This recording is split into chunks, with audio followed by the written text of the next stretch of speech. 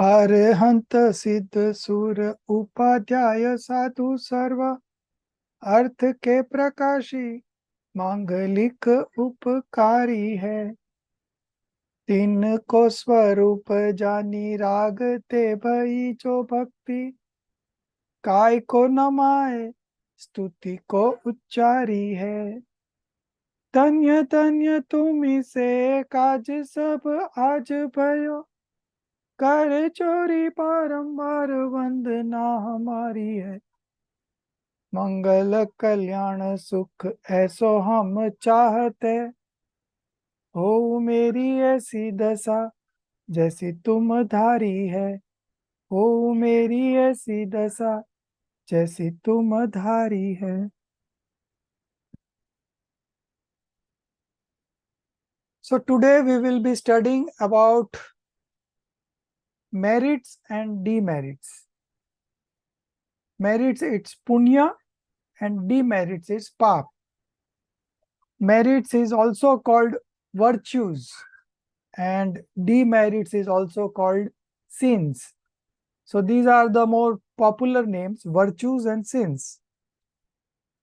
So the discussion about this virtues and sins is common across all religion. Every religion believes in punya and pap, and every religion has its own way of interpreting merits and demerits. Jainism also has its own way of interpreting punya and pap, and that is very unique. That is what we are going to discuss today. So in simple terms, what is punya and what is pap? What is merits and what is demerits? What is virtues and what is sin? So any act of sin like violence, theft, falsehood, then possessions, these are all types of sins. Hinsa, jhoot, chori, kushil and parigraha. Okay. So kushil is adultery. So these are all kinds of sins, and adoration, donation, charity, and worship, these are all auspicious or merits or virtues. Okay. So there are two types of the sentiments. One is auspicious and another one is inauspicious. Now the main topic of discussion today is what is their status in the path of liberation. Okay. Generally it is believed that sin is bad, but doing virtues is good. Okay. Auspicious karmas are good and inauspicious karmas are bad.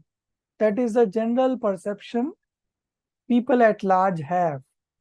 But Jainism says that both are equal. In the path of liberation, both are equal. Both bounds karmas. Okay. And the one who bounds karmas, how can it be beneficial to us? Okay. So in the path of liberation,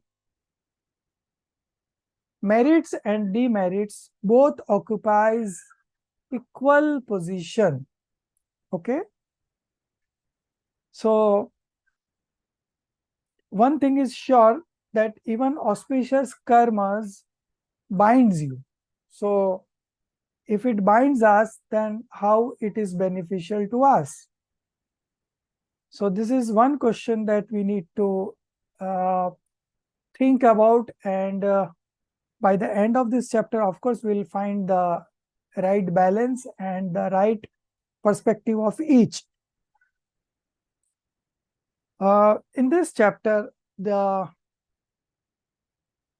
after giving so many of references from different books, we come to a conclusion that in the path of liberation, both are same. That is the whole, I would say, summary of this chapter. Okay. But we will be going beyond this chapter and beyond what is being taught here in this chapter. There is a special perspective to punya and pap, which has got wide application, and we are all aware of it in our day-to-day life. We have experienced it sometime or the other, but we are not able to understand it correctly. Okay, so today we will see that also. So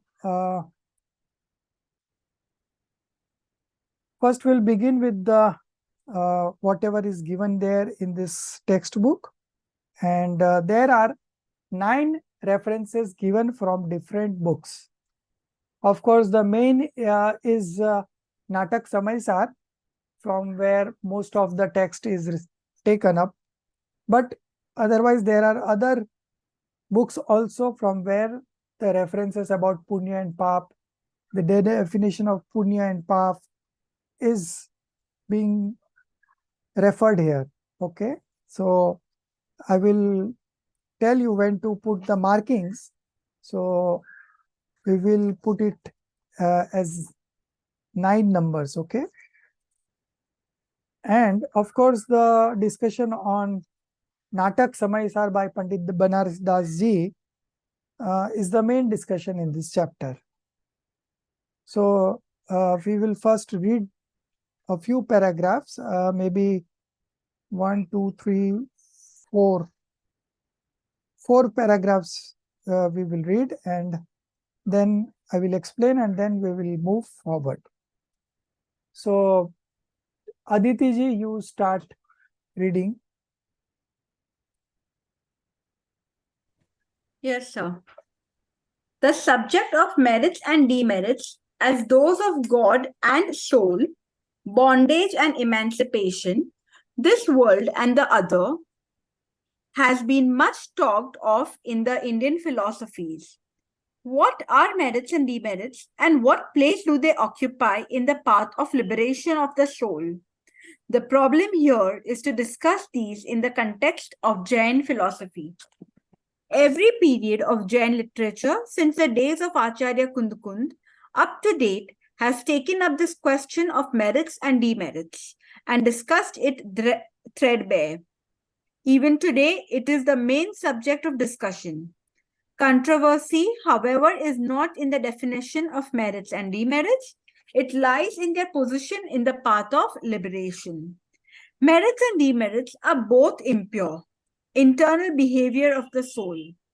Worship of God, adoration of the monks, compassion, charity, abstinence, mortification, and other auspicious activities, etc., are termed as merits, and their fruition brings favorable associations. Violence, untruth, theft, indulgence in sex, and accumulation of possessions, etc., are called demerits, and they are instrumental to unfavorable associations. Ordinary men regard merit as good and demerit as bad. For one is born as human or heavenly being on account of his merits, and in health or animal phase due to demerits. They, however, do not realize that all the 4 phases of life are full of grief only. Happiness is not to be found in any of these phases. Pandit Daulatram ji has declared in the first dhal of his Chaudhala that all the 4 phases of life are full of grief and miseries. It is clear from the text of the reflection of renunciation that if there was any joy in all the 4 phases, why should the Tirthankars have left their household and adopted the path of renunciation? So you can make out that the first references from the scripture is Pandit Daulat Ramji's Chha Dhala. Okay. In the first dhal itself, all kinds of different kinds of miseries being suffered by people in all the four uh, state of existence is very depicted very vividly in this dhal. We'll be of course studying Chha Dhala in full, maybe in the fourth sem. Okay. No, sorry, next sem only, third sem only. So at that time we'll do it in detail. But you can just simply see that out of the four state of existence, human existence and heavenly existence are considered to be good, and they are a result of auspicious karmas. And the hellish being and the subhuman being, okay, these are considered to be state of demerits, okay. But in reality, if you see, all the four phases of life are full of grief only, okay. So it is better that we come out of this transmigration and attain Siddha Dasha, okay, get liberated. So that is the only way out. Otherwise, you will be wandering from one state of existence to another. Maybe in case of human and heavenly beings, there are some good associations coming up, but that is all very temporary. And after finishing that life, the soul moves to either Narak or Nigodh or subhuman state, and there the level of passions, intensity of passion increases, and the soul suffers from all kinds of miseries. So first reference is Pandit Daulat Ramji, and the second one is the next line. It is clear from the text, second last line, that is the second reference. It is clear from the text of the reflection on renunciation. So this is the name of the book, Vairagya Bhavna, Reflection on Renunciation. It is written by poet Bhudar Das ji, okay. And in that Vairagya Bhavna, that is reflection on renunciation, that if there was any joy in... Sir, excuse me, that author, can you repeat, please? Poet Bhudar Das ji. Okay. Bhudar Das ji. Okay. Okay. So Bhudar Das ji has written Vairagya Bhavna, and in that he says that if there was any joy in all the four phases, why should the Tirthankar have left their household and adopted the path of renunciation? I would read in Hindi the exact lines, okay, from this Vairagya Bhavna. जो संसार विषय सुख हो तो तीर्थंकर क्यों त्यागे? If there is happiness in the mundane existence, then why the Tirthankars have left those? काहे को शिव साधन करते?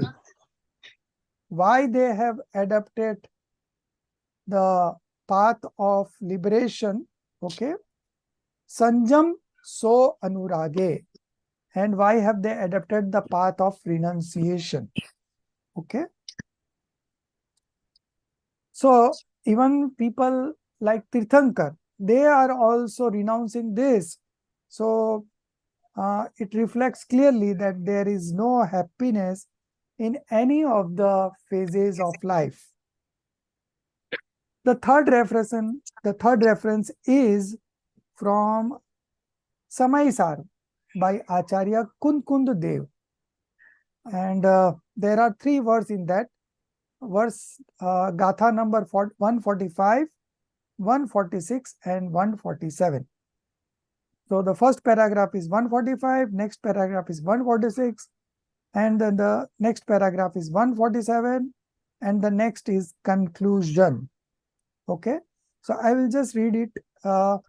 The founder of Shraman culture, the great Acharya Kund has held both merits and demerits as equal, both being instrumental to worldly existence, and has asked us to dissociate with them and not to have any attachment for them. Sasikala ji, Aditi ji, I have made you co-host, okay? You can share the textbook if you want. So Acharya Kunkundev in Samaisarji, Gatha number 145, says that merits and demerits are both equal and one should not indulge in them.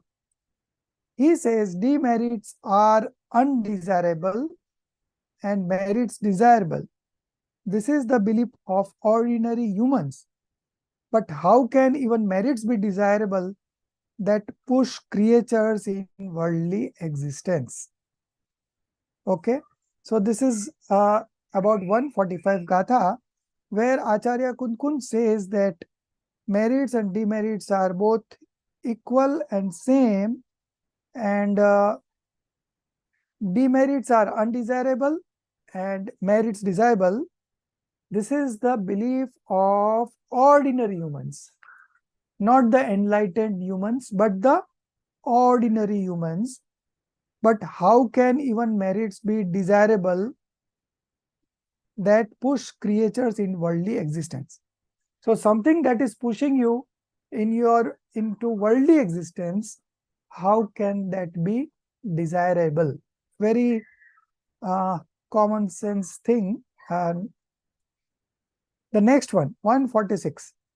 Iron chains as well as gold chains both deprive persons of their freedom. Like in a jail, they attach you to a chain, you know, they tied you to a chain. If that chain is made of either iron or it is made of gold, what difference does it make? In any case, you are not free. Okay, you are not free to move. So in that context, if you see, both are same. What difference does it make whether it is iron, it is made of iron, or it is made of gold? Both deprive persons of their freedom. In the same way, merits as demerits push those being in the lap of worldly existence. So both are binding new karmas. So both are same. The third Gatha, that is 147, do not associate with any of those. So Acharyas is telling, say, now you know that merits and demerits both are same and both pushes you into the worldly existence. Okay, so why should we associate it with any of those? Okay, because if you associate with something undesirable, your freedom will be lost. Now the conclusion. All auspicious modification attract merit bondage and inauspicious ones demerit bondage. But after all is bondage. Bondage is bondage, be it merit or demerit. It only binds the soul, does not liberate it.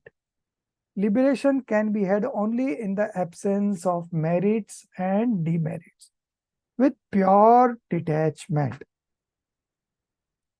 As such, merits and demerits play only a negative role in the path of liberation of the soul. So we are done with the third reference, that is from Samaisar. And the conclusion is the same, that both are equal because both binds the soul. And the merits karma does not liberate it. Okay, both are binding. And liberation is achieved only when when there is an absence of merits and demerits. Okay. So merits and demerits play a negative role in the path of liberation of the soul. This is the final conclusion. So we have done now 3 references. Now we are moving on to the 4th, which also says the same thing. Then the next paragraph is 5th and the next paragraph is 6th. Okay. So the first one is from Yogsar. The second one is from Samadhi Satak. The third one is from Pravachan Sarji. Then the 7th one is from Ashtpaud. 8th one is from Natak Samaysar, and that is going to be very long. And then the 9th one is from Moksh Marg Prakashak. So far we have done only 3. Now, 4th, 5th and 6th. These 3, Subhaji, you read. You can read from the screen also. Yes, ma'am. Yoginder Dio writes in Yogsar in this context. Merits lead to the heavenly phase of life and demerits to hellish phase. One who knows the soul, leaving both these, attains complete liberation. Acharya Pujyapat has also given vent to same ideas in Samadhi Shatak. Acharya Kunkun very emphatically asserts meritorious inclinations towards others are merits and demeritorious ones are otherwise. The inclinations of the soul, not inclined towards any non-self entity, are the instrument of the destruction of all unhappiness and attainment of the liberation of the soul. Jain scriptures are very clear that abstinence, worship, rules of conduct, etc. are merits, and the manifestations without delusion and movements of body, mind and speech is religion. Bas, that's all. So we have done 4, 5, 6, 7. 4th one is Yogi Dev's Yogsar. These also says the same thing, that merits leads to heavenly phase of life and demerits to hellish phase. One who knows the soul living both these attain complete liberation. So Yogindra Dev also says that you live both. Merits and demerits, you live both, and then only you can attain liberation. Then the next one, which is the 5th one, Acharya Pujyapat Swami says the same in Samadhi Satak. It is not explained here. Then the 6th one, Acharya Kunkun Dev in Pravachan Sarji says that meritorious inclination towards others are merits and demeritorious one are otherwise, that is demerits. The inclination of the soul not inclines towards any non-self entity are the instrument of the destruction of all unhappiness and attainment of the liberation of the soul. The inclination of the soul not inclines towards any non-self entity. So, the inclination towards soul is the only way where you get the liberation. If you take refuge, shelter in any of the either merits or demerits, it is going to bind you. This is what is said in Pravachan Sarji, Gatha number 181. The next one is from Ashtpaud, again by Kunkund Acharya Dev. 1 minute. Ashtpaud, I will let you know the specific Pahud. 1 minute. Number 2. Yeah, Bhav Pahud. So Ashtpaud has 8 different Granth, and out of this one belongs to Bhav Pahud. 1 minute. Okay. So what it says in Ashtpaud? Jain scriptures are very clear that abstinence, worship, rules of conduct are merits. Okay. Even donation, charity, then adoration, then religious studies. These are all merits, and the manifestation without delusion, okay, and movements of body, mind, and speech is religion. So this is the true religion when the manifestation is without delusion and any of the activities of body, mind, and speech.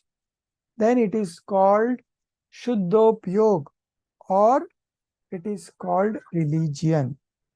So this is what is mentioned in Bhav. Now moving on to the Natak Samaysar, which is the main description in this chapter.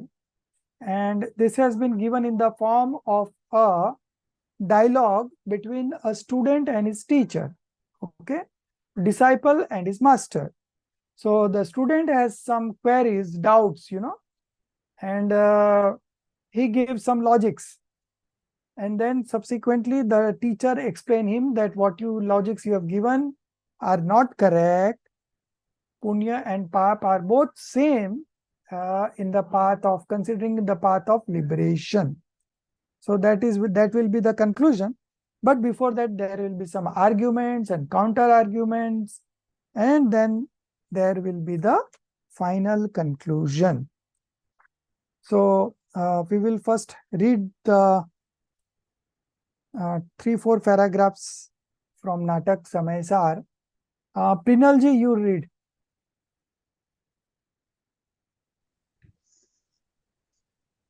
In Natak Samaysar, both Yeah. merits and demerits have been described as twins born of a she-barbarian, and the sentient beings should have no liking for any of the two. From worldly point of view, merits are said to be better than demerits, but in the path of liberation, both merits and demerits are obstructions.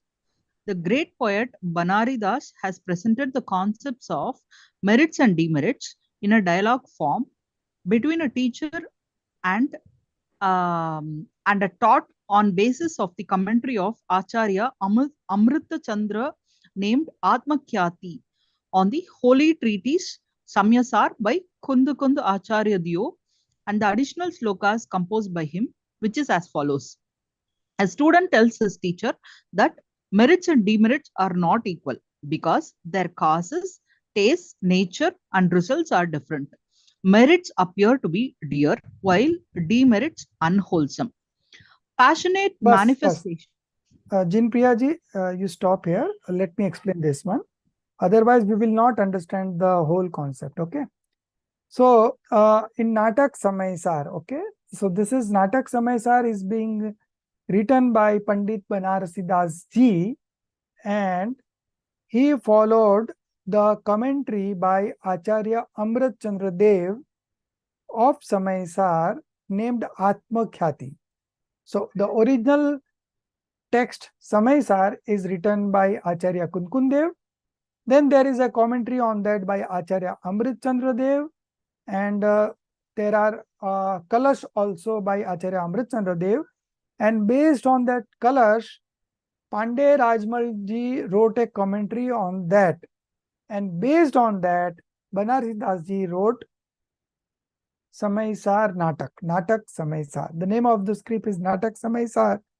But it is just not part of Samaysar, but it is something more than Samaysar, because it has included some other topics also. So it is in a way comprehensive textbook, and it was widely read in those times, and it is all in the verse form, okay?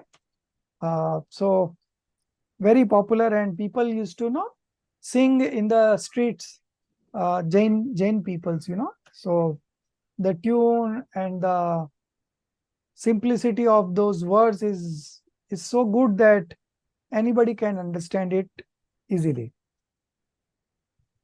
So the conversation is between student and the teacher, and first I would like to do some marking on the doubts of the student.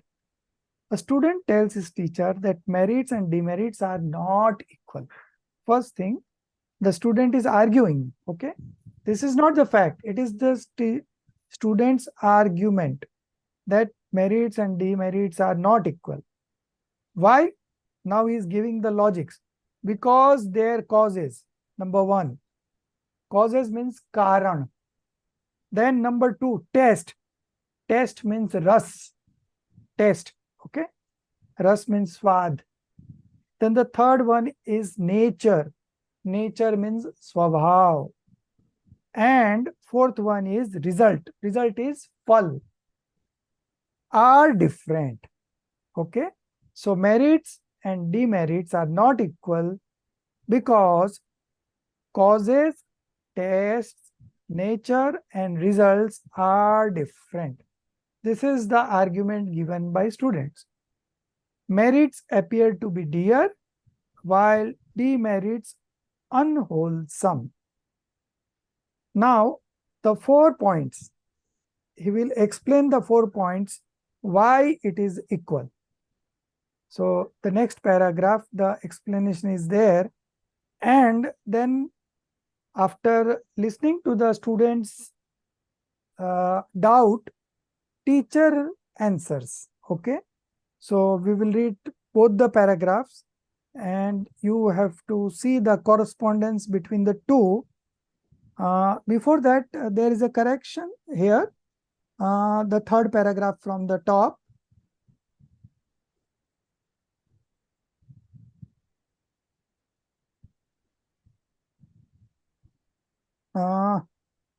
Second line.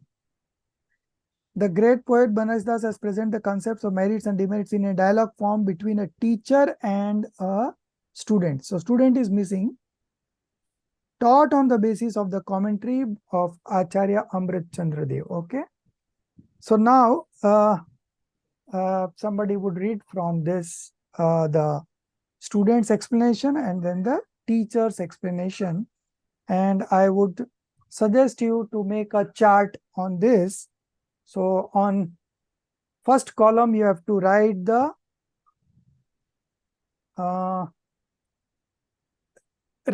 points of difference. Okay. The next column, you should write student's argument. And the next column, you cite teacher's reply. So 3 columns will be there. First will be the point of difference. So the first point will be causes. Second will be test. Third will be nature. And the fourth will be result. Okay. So these 4 points will be in one column. And of course, then the student's logic and then the teacher's answer. So this way you can prepare a chart. So can you please repeat this? First column will be points of difference.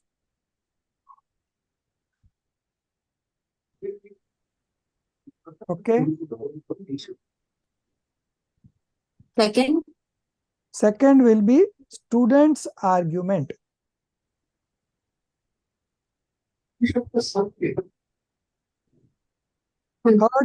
Third will be teacher's answer.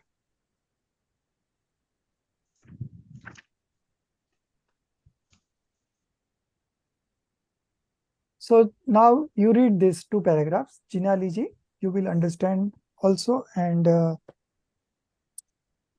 yeah, I will also tell you to mark. So the first line is first point. The third line. From passionate manifestation. 1 minute. First you write down.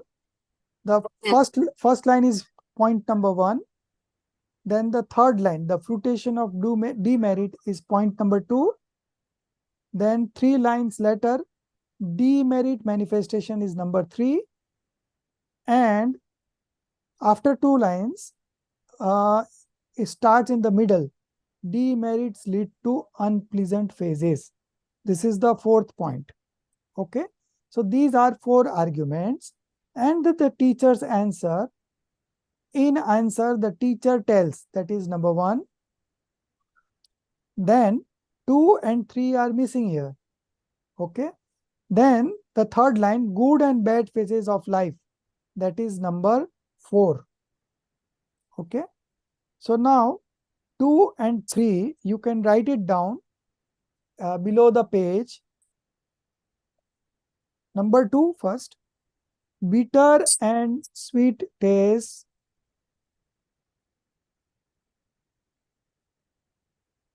are creation of matter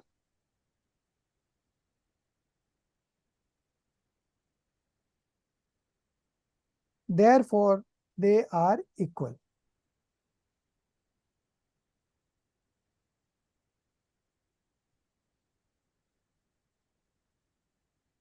Done?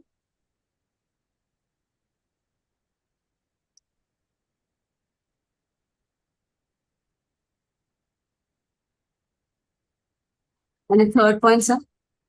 Third point. Pain and pleasure are both alien dispositions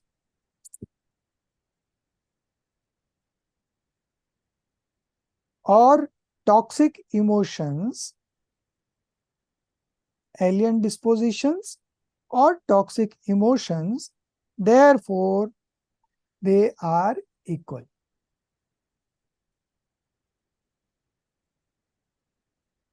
Now, why we have done the marking first? Now, when Jinali ji will read the first point, then you have to read the first point's answer also simultaneously. Then you go to the second point of student, and then you come to the second point of teacher. Okay? So you will Yes. understand. Yeah, go ahead, Jinali ji. Passionate manifestations lead to demerit bondage, and virtuous ones to merit bondage. Thus, their causes are different. In the answer, teacher. In answer, the teacher tells his student that merit and demerit bondages both are obstructions in the path of liberation and as such are equal. Second, now you can realize that the student is saying that both are different. Okay. Thus, their causes are different. So the first point was cause. So the student is saying that both the causes are different. But here, the teacher says that both are equal. Now the second one is about taste.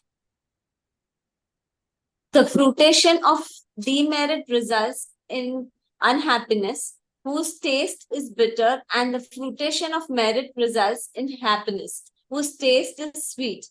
This way, there is difference of taste in two. Second, teacher answers. Bitter and sweet taste are a creation of matter. Therefore, they are equal. The third one. Demerit manifestations are in themselves irritating to the soul, while merit ones are pleasant. Thus, there is difference in their nature also. Pain, the teacher answers, pain and pleasure are both alien disposition of or toxic emotion. Therefore, they are equal. Fourth, demerits lead to unpleasant phases of life, like the hellish, while merits to heavenly and other good phases. Thus, the difference as regards their results is also very clear. Why then do you call them equal? Good and bad phases of life are both in the worldly existence, and as such, there is no difference as regards to results. Differences on account of causes, taste, nature, and result, in fact, do not exist. Non-sentient beings observe these differences on account of their wrong faith. Sentient beings do not recognize any difference. Merits and demerits are both dark wells, both are instrumental to karmic bondage, and both are non-existent in the path of liberation, siddhahood. Only absolute detachment is desirable in the path of the soul's liberation. Stop. So now you can see the student's argument and the teacher's answer. Okay. So teacher has countered, teacher has given his logic, and teacher says that both are equal. Both are equal means in the path of liberation, both are equal. Both are binding karmas. So as far as path of liberation is concerned, they are both against it. Okay. So that way they are equal. And the student's logic, the student has also given logics for the difference, from 4 parameters. First one is causes, then test, then nature and results. And in the same manner, the teacher has also replied and given the logics that they are same. Now the conclusion. Difference on account of causes, test, nature and the result in fact do not exist. Fact is that there is no difference from the causes point of view, taste point of view, nature point of view and result point of view. How? You can ask how, then you consider the first one, causes. Okay. Since both are both are obstructions in the path of liberation, therefore they both are equal. There is no difference in causes. But the student has argued that passionate manifestation leads to demerit bondage and virtuous one to merit bondage. Thus, their causes are different. But here the teacher justifies that they both are equal, the causes are not different. Then the same way, the other 3 logics are also given, and the teacher has logically explained that both are equal. So Sir, 1 minute. That is in the causes, as per the teacher's reply, both are obstructing in the path of liberation. Right. So Right. the causes, that's why that is it correct? My understanding. Right. Both are obstructions. Both are causing obstruction in the path of liberation. So when we look at it from the point of view of liberation, path of liberation, both are equal to us. Okay. Both are binding karmas. So for us, it is the same for both of it. Okay. Similarly, if you see the test, okay, so the student argues that one has have sweet taste and the other has bitter. But the teacher argues that bitter and sweet taste are both matter only. Okay. मीठा खाओ कि कड़वा खाओ, दोनों पुद्गल द्रव्य का स्वाद है. Both are creation of matter only. So Pudgal here, therefore they are equal. The third one, the third one is the nature, difference in nature. Student says that there is a difference in nature. Demerits manifestation are irritating to the soul, while merit ones are pleasant. Okay. But the Acharya, the teacher says that pain and pleasure are both toxic emotions. It is not that the pleasure is pure emotion. Pain is also toxic emotion. Pleasure is also toxic emotion. Pain is also alien disposition. Pleasure is also alien disposition. So they are equal. Okay. So third one is also settled. The fourth one is result. Phal. Phal kya hai? So the student argues that demerits leads to unpleasant phases of life, like the hellish and one more, subhuman, while merits to heavenly and human. Okay? There are 4 phases of life, okay, out of which demerits leads to 2 phases, that is hellish and the subhuman stage, and the merits takes you to heavenly and the human phases.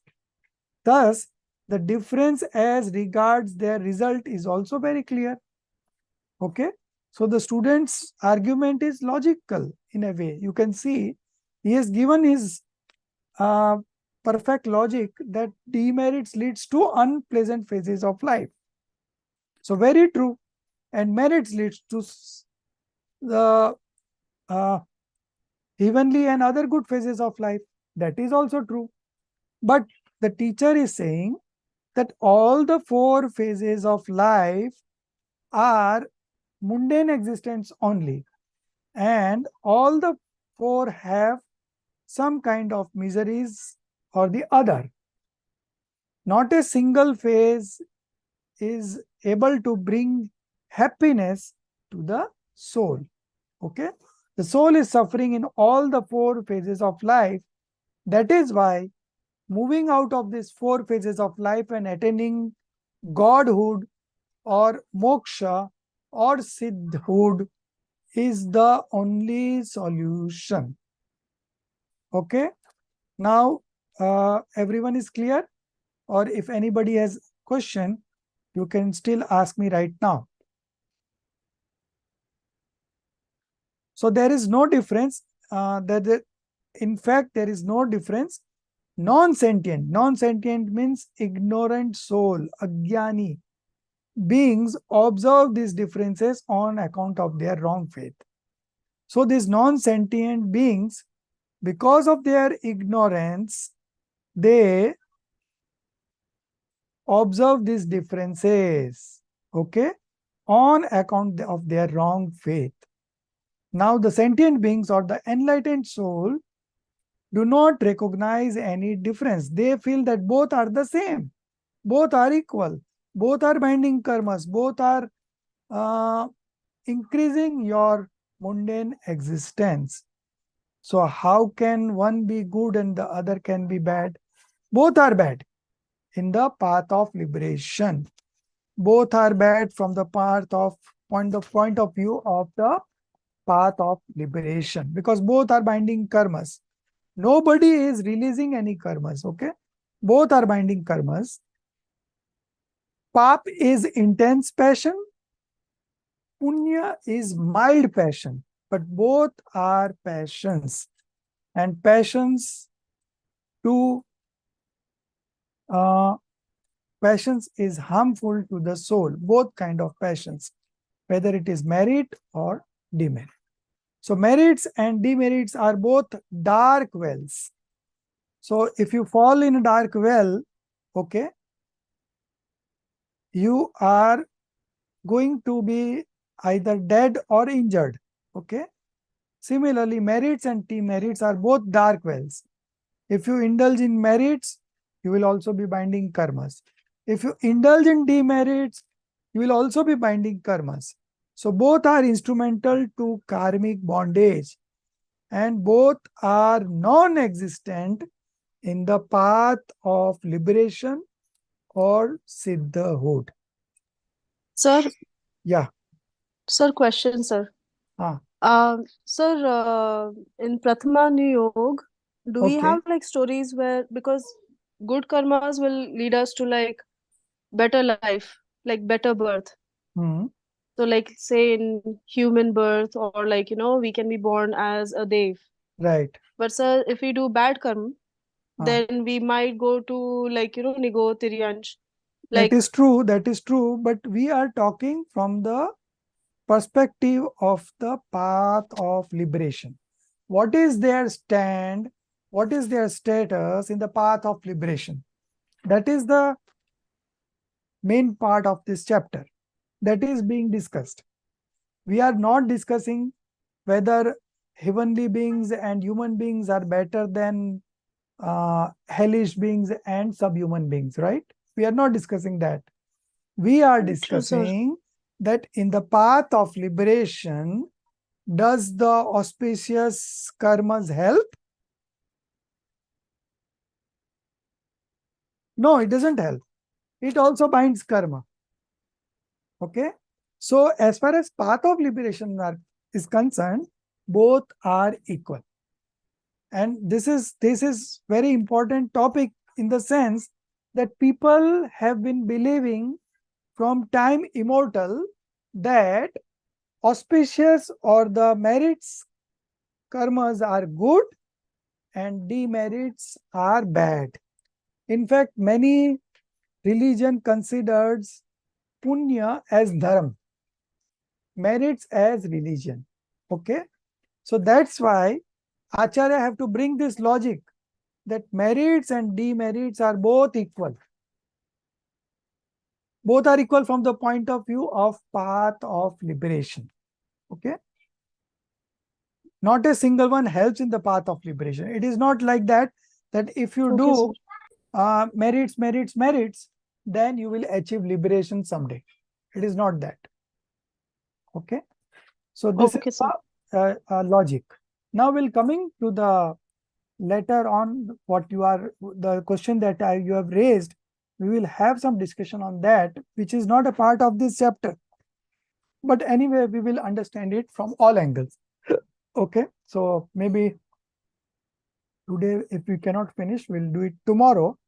But it's a very interesting topic because we are all attached to this auspicious and inauspicious karmas in our day-to-day life in a big way. Okay, if you track your thoughts, you can easily bifurcate into merits and demerits.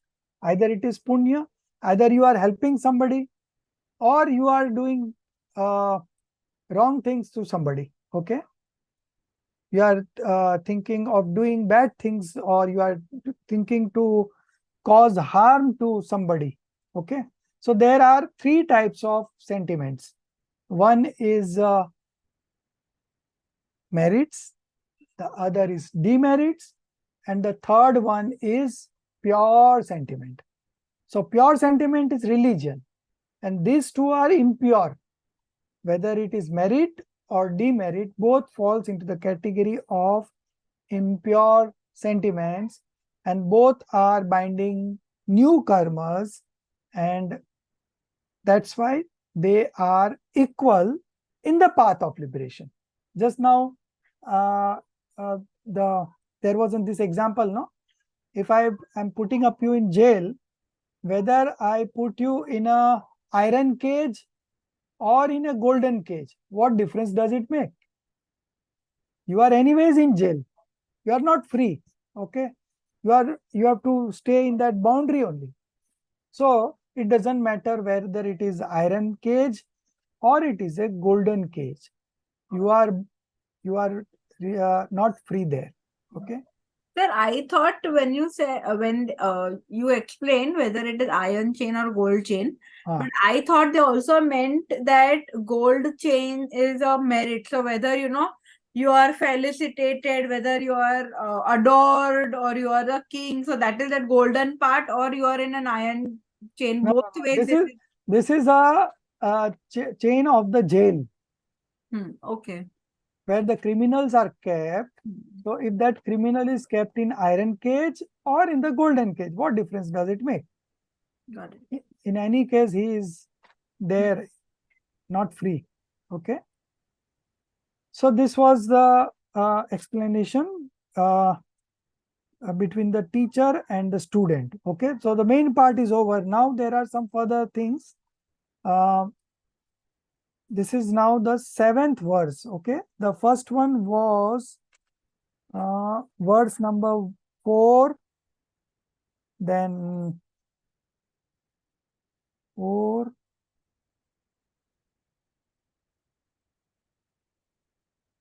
one minute, 3, then 13, then 4, then 5, then 6,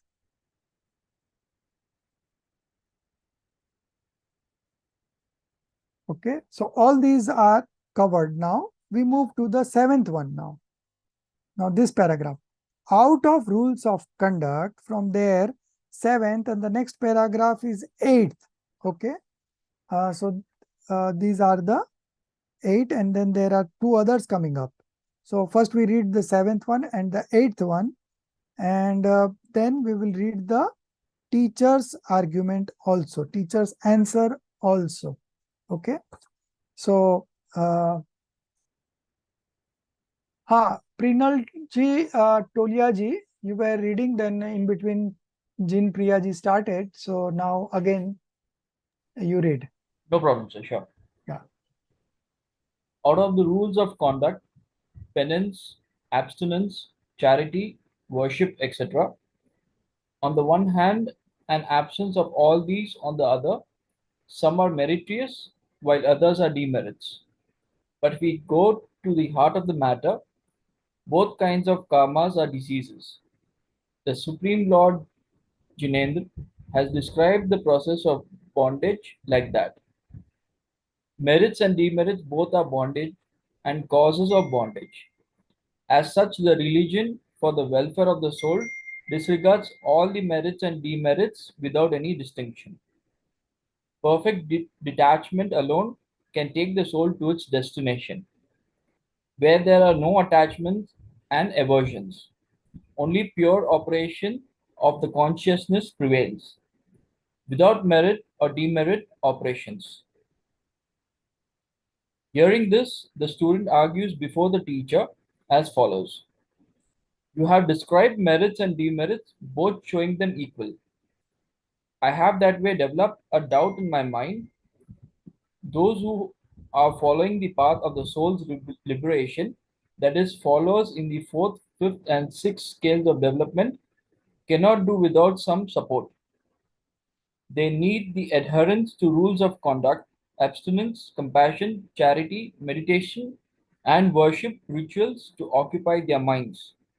Why do you repudiate these altogether? The teacher in return reiterates, it is not like that. Do the followers of the path of emancipation need the support of merits or demerits? Their refuge is that their own all sentient soul, which is ever present. The karmas are eliminated by the experience of such a soul and its practice. There is no question, therefore, of the inbring without refuge or support. The devotion towards an engagement in the soul itself, which is without any delusions, attachments, and aversions, are instrumental to achieving the supreme bliss. The inclinations towards the rules of conduct and the activities of the inanimate matter are shadows of matter substance only. It has been rightly said that merits and demerits are both filth, a mass of matter, and dereliction on the path of the soul. We can never attain omniscience and liberation by these. That's all. So, you can see that the main argument was there are some activities, some of them are merits and some of them are demerits. Okay. But both are binding karmas. Okay. So both are considered as disease. Okay. The Supreme Lord Jinendra has described the process of bondage like that. Both are binding karmas. So this is the process of bondage. Whether you are manifesting virtues or you are manifesting sins, both are binding karmas. Merits and demerits both are bondage and causes of bondage. As such, the religion for the welfare of the soul discards all the merits and demerits without any distinction. Okay. So if you are looking at your own welfare, okay, for the welfare of the soul, we have to discard both merits and demerits. So there are three types of sentiments only. One is impure sentiment, other one is pure sentiment. Impure is again divided into two. One is merit and another one is demerits. Okay. So whether you are in merit or you are in merit, whether you are in merit or in demerit, you are in impure manifestation only. When you leave this both of these, then you manifest the pure sentiment. Okay. And that is true religion. So Perfect detachment alone. Perfect detachment means that purity. Okay. Perfect detachment alone can take the soul to its destination, where there are no attachments and no aversions. Only pure operation of the consciousness prevails without merit or demerit operations. So there are three sentiments. So if merit and demerits does not gets manifested, then obviously the passionlessness or the vitrakta or the pure sentiment manifests. So hearing this, the student argues again before the teacher as follows. You have described merits and demerits both, showing them equal. I have that way developed a doubt in my mind. So again, there is a doubt in the mind of the student. So student is very smart. He is not ready to accept, He is counter arguing. And that should be the way, right? You should always have queries in your mind and you should understand everything logically. Okay. If you ignore any of the concepts here, then it is your loss. You have to understand it very properly.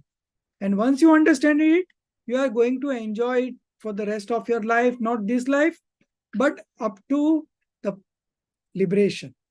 Until and unless you get liberated, you will be enjoying this, whatever decision you are taking today, right now, by reading the scriptures. This is a very important concept.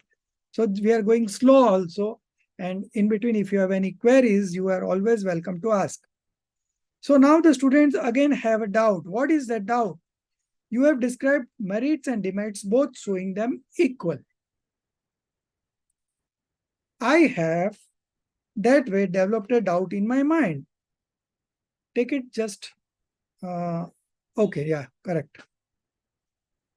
No, little bit down. Yeah. You have described merits and demerits both showing them equal. I have that way developed a doubt in my mind. Those who are following the path of the soul's liberation, that is, followers in the fourth, those who are enlightened souls, those who are in the fourth stage of spiritual development, fifth stage of spiritual development, and the sixth stage of spiritual development, they cannot do without any support. So they must have some support. So this merits and demerits will be their support. That is what the students are arguing. They need the adherence to rules of conduct, abstinence, compassion. So now abstinence is again a merit. Compassion is merit. Charity is merit. Meditation is merit. Worship, rituals, to occupy their minds. So why do you repudiate these all together? Why you are putting both in one bracket and you are ignoring both, you are avoiding both? Why? Because in the path of liberation, both are equal, both are binding new karmas. So it cannot be a path of liberation. Those which bounds, it will not be a cause of liberation. So they are equal. But the student says, gives counter argument, those who are enlightened souls who are in the fourth stage, fifth stage, sixth stage, so they must have some support. And these are the things that is their support, like the merits, sentiments like conduct, rules of conduct, abstinence, compassion, charity, meditation, worship, rituals. Okay. Then the teacher replies, it is not like that. Do the followers of the path of emancipation. Emancipation means liberation. Do the followers of the path of emancipation or the salvation need the support of merits or demerits? So the teacher is asking, those who are on the path of liberation, do they need the support of merits and demerits? Their refuge is their own all sentient soul. Okay. So they have a support system in place, and that support system is what? It is their own sentient soul, which is ever present, which is always present.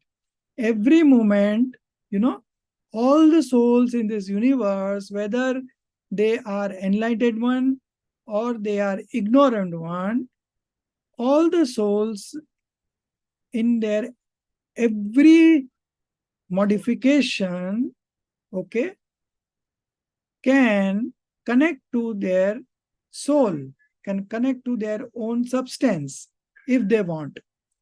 Okay. So it is available to all at all times. Not a single modification is without the what I would say, without the support of soul. Okay. So whoever takes shelter or the refugee, he will get benefit. Will get benefit of what? Benefit of whatever the good qualities are there in the soul. All this will be manifested in the present modification, and this will all be experienced by that soul. Okay. So those people who are in the path of liberation, they have got a support in terms of their own soul, sentient soul, which is always present. The karmas are eliminated by the experience of such a soul. So when you experience that soul again and again and again, the karmas are eliminated. Okay. So the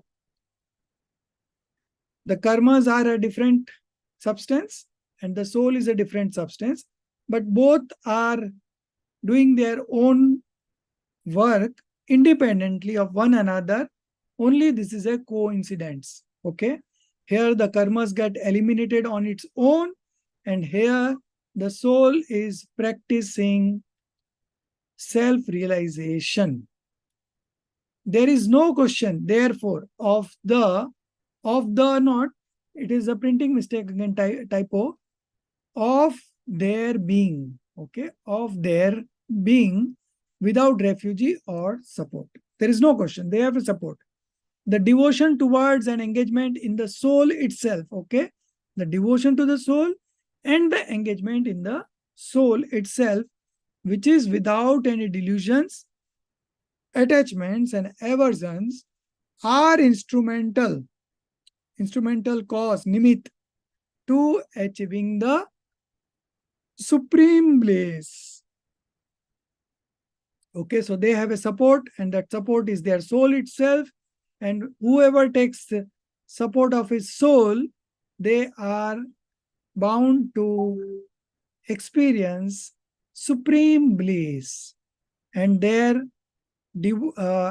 delusion, attachment, and aversions will, first the delusion will go, and gradually attachments and aversion will get reducing, and one time will come when it will go away completely and the complete purity will be manifested. The inclination towards the rules of conduct and the activities of the inanimate matter are shadows of matter. Take it further up.